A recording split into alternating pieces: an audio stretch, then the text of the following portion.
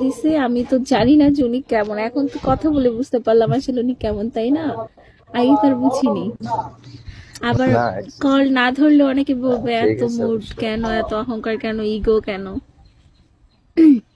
না এগুলা ভুল, এগুলা যে বলবে এটা ভুল। তো কেমন আছেন? জি আলহামদুলিল্লাহ ভালো আছে, আপনি কেমন আছেন?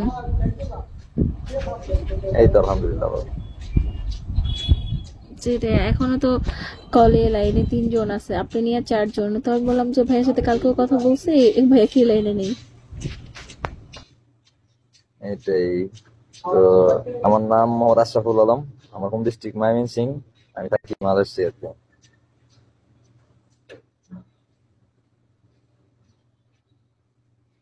মিউট হয়ে আছে হ্যাঁ ভাইয়া।